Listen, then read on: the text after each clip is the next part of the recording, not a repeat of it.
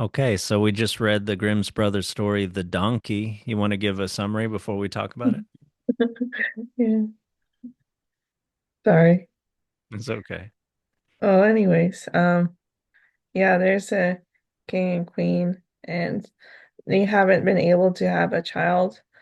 So one day the queen says she's as barren as a field and is lamenting the situation.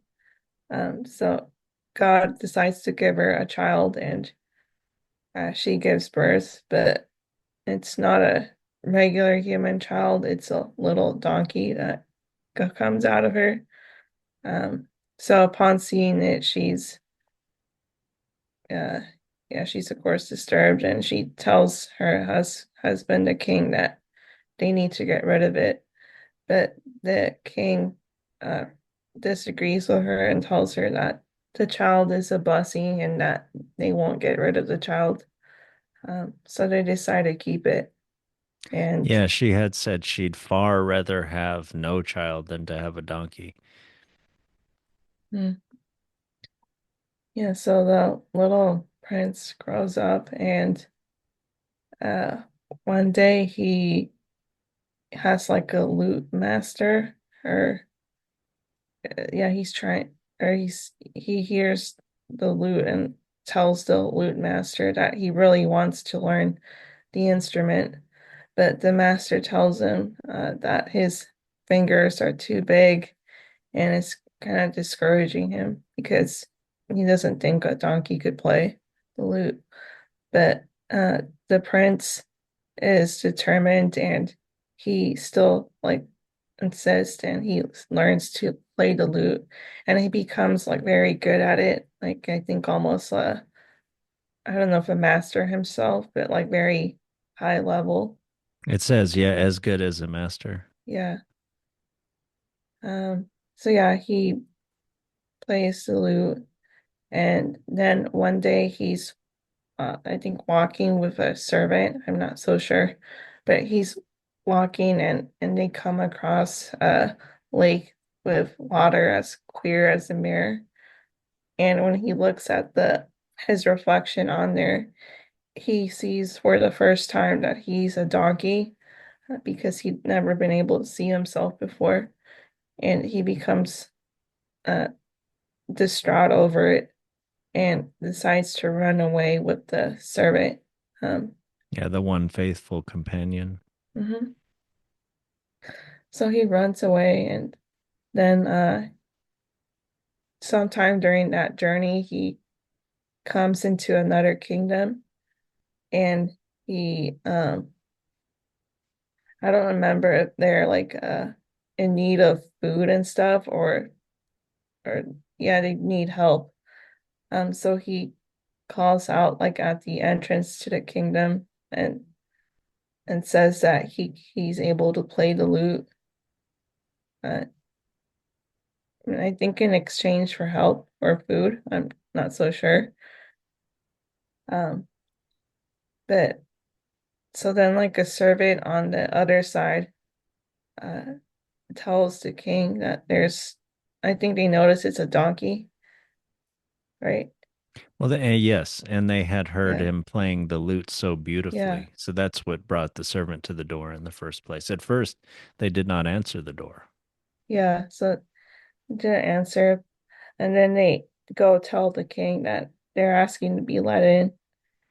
So the king hears it, and he says he gives his approval for them to be let inside. And then when they come inside, like the whole court and stuff sees that it's a donkey. So they're kind of, I think, laughing at him. Uh, but then the donkey insists that he's not like a common stable donkey. He's Well, like a they had noble said donkey. you can go Uh, ahead and sit with the servants.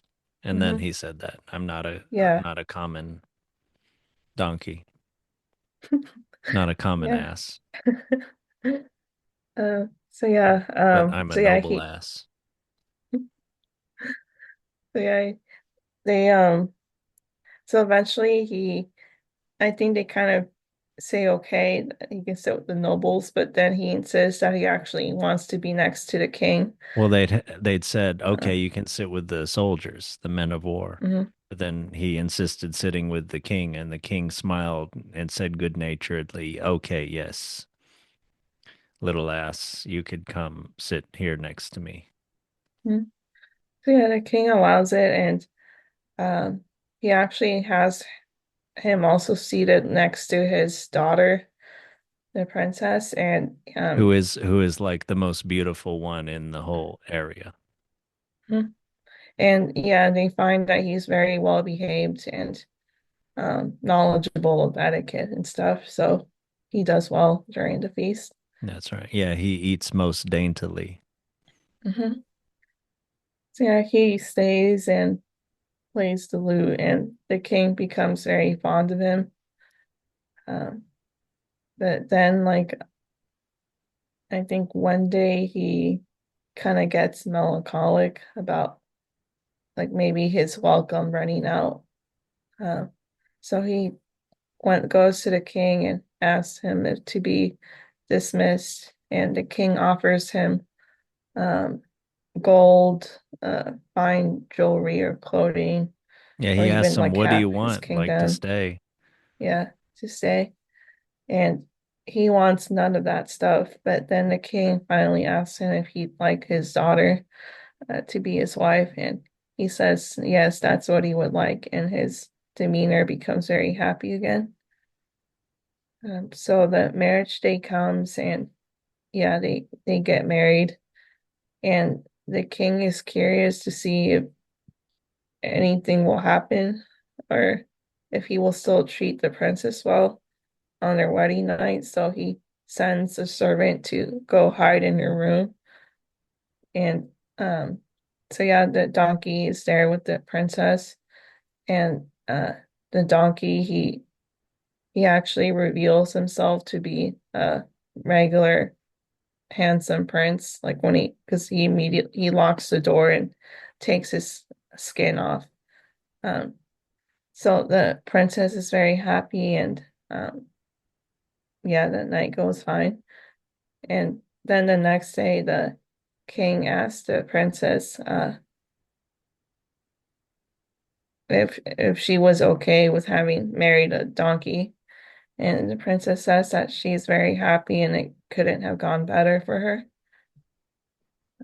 And the servant that had been hiding in the room, he goes to tell the king the truth of what he saw, that the donkey was really a human prince and it was the skin he was wearing all along.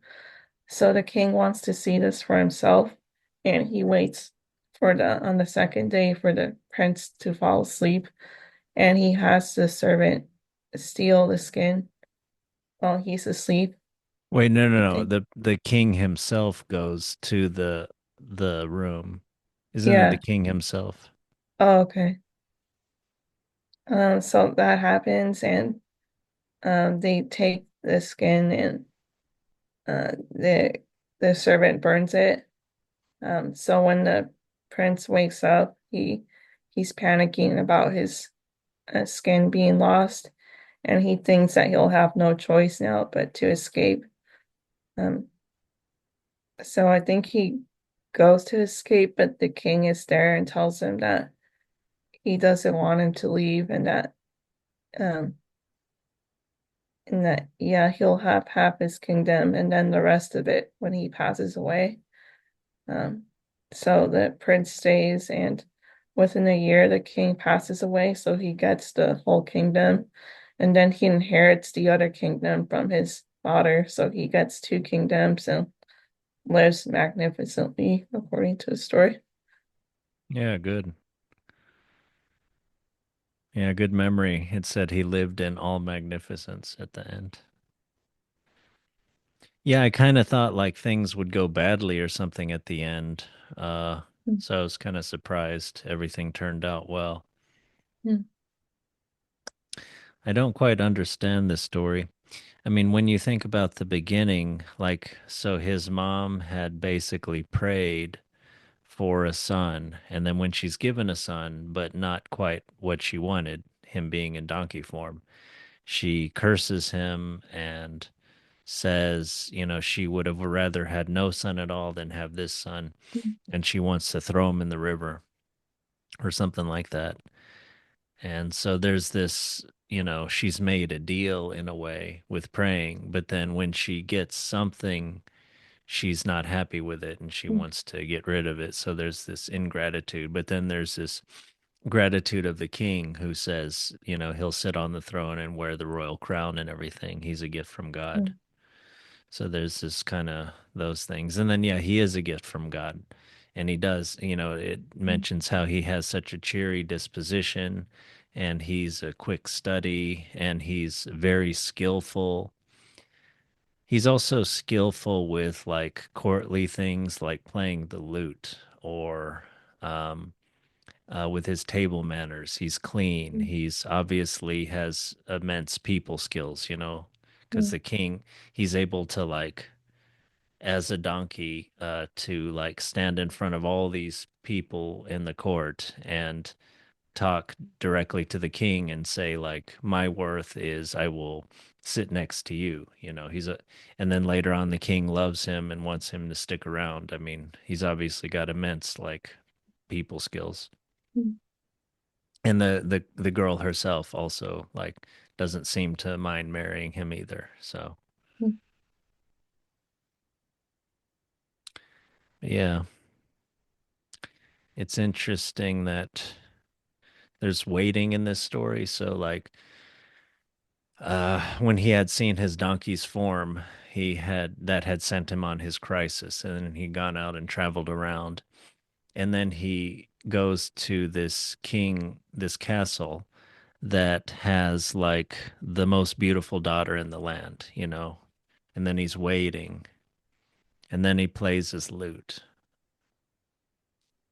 and then later, when he has been at the castle for a while, he's kind of ready to go, like nothing's happening. So I guess the idea is that he's kind of like, I don't know what kind of Prince Charming or something would be the right analogy, but like he's kind of like waiting patiently his with display of his very high talent, you know, like his when he was waiting outside the castle, he was displaying his lute skills, and then when he's in the castle, he's displaying apparently his people skills and just his repartee, his cheery disposition or whatever, his by force of his character, like people don't want him to go, but he's kind of ready to go because I guess nothing's happening. Yeah. What are your thoughts about this story?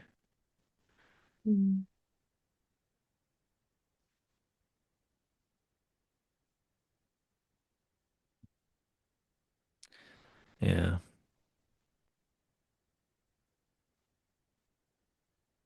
Yeah, there's a lot of there's his mother wanted to throw him in the river, and then later the king throws his donkey form in the fire and has to burn it completely, which is reminiscent of the hedgehog story by the Grimm's brothers. You have to burn that identity completely, or he can't, or he could return to it. Why does he? It does seem out of the blue that he suddenly we're told that this the donkey form is just a suit, but it seems like he has to wear it or someone else has to take it off him or something like that. I mean, like why can't he just take off his donkey suit and just be a normal person? But maybe it has to do something with love. Maybe it's like Beauty and the Beast. Like maybe presumably he's only able to take it, only show his true form, only be vulnerable with the king's daughter who loves him Mm, after he's been accepted by the king enough to marry the king's daughter. mm, Because maybe he's kind of, yeah, he's got this, he like uses the suit, which is the reason people, at least his mother, considered him vile. And his mother doesn't appear again in the story, but his father does, in that he inherits the kingdom later on, at least in that way. But yeah, maybe he uses the donkey suit as kind of a, like his strength. It's kind of like, I don't know what other story this is like, but he uses his the thing that is his supposed weakness becomes his strength or something. But then at some point it's time to slough that off because he's made it and he doesn't need that crutch anymore.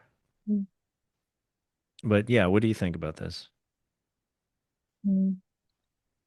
I was thinking of it more as like a protection of sorts, that thing from like that donkey suit from like people that wouldn't have liked him, uh, that only liked him conditionally, would have liked only if he was like a regular looking person. Um, Because he was a king or something? I mean, a king's son. no, because like yeah, or because they or more like they didn't like him because he was a donkey. So like I thought maybe that suit he was using as kind of protection to kind of dissuade those people, I guess, from kind of being in his life in a way.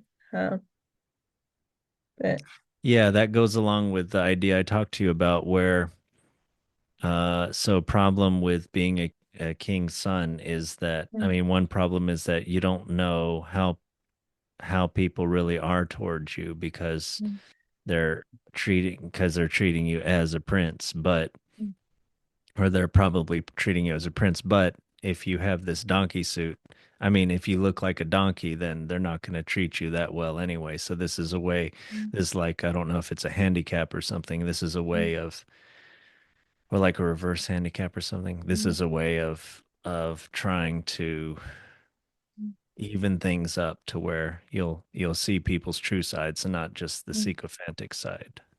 mm, But you're saying something like, yeah, this is, you're basically saying something like, yeah, this is keeping people at some distance so that they're not being sycophantic towards him, they're being mm, genuine towards him. mm. Yeah, but it's But still then he's like afraid to get rid of that psychological defense because now people may be superficial towards him mhm. and he um doesn't want that.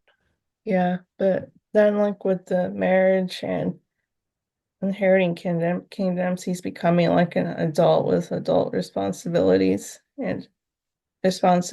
as like a man too. So there isn't really like a place in his life now to like be hiding and perhaps kind of like a child in a way.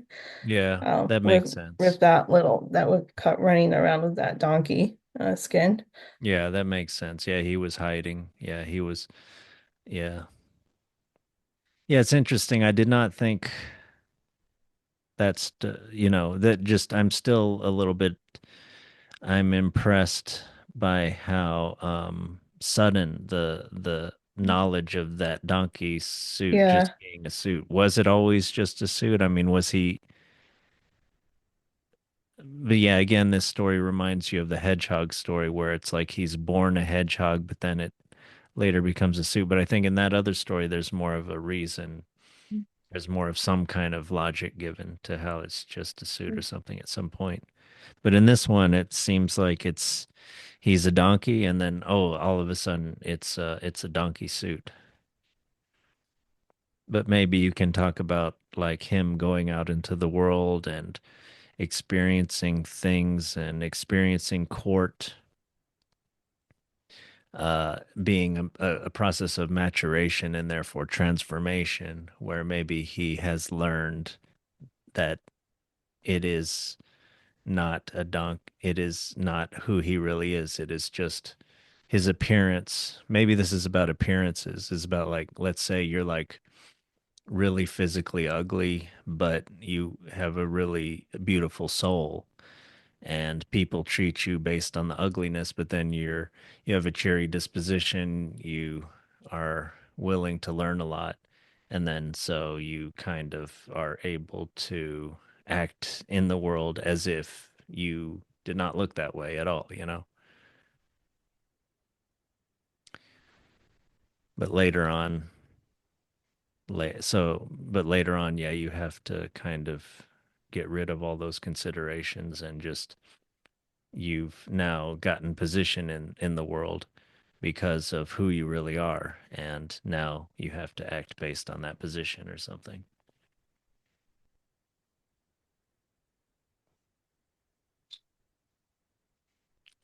But yeah, yeah. Oh, and another thing I thought about this story is that it does seem to be about the court. Like he goes to this new castle with this king, and yeah, there's the different levels, like the servants and the soldiers, and then the royalty. And he presumably is around these people for a long time and kind of learning maybe their games or learning like things about how to get along there. And he kind of wants to leave after that. So, and also after his donkey suit is burned completely, he also wants to leave then. So maybe it's this has something to do with like the good leader who is kind of reluctant to take on that responsibility because he doesn't really love the power itself. He just and that's why he's a good leader, you know, but different from say the power hungry kind of person, the conqueror. Yeah. But yeah, he's a very likable character, kind of like Hedgehog Boy. It's very yeah, like you're rooting for him. Sort of like the lovable loser or something, but he's not a loser, but he's just a very lovable person who ends up, yeah, just we see his true form at the end. But any other thoughts about this? So far. Okay. Yeah, yeah. Yeah, a little bit surprised by the story, but genuinely liked it. But I wonder if there's some depths that we're missing there, but maybe we'll uncover those later. Okay. Well, thanks for reading this story with us, and talk to you soon. Okay.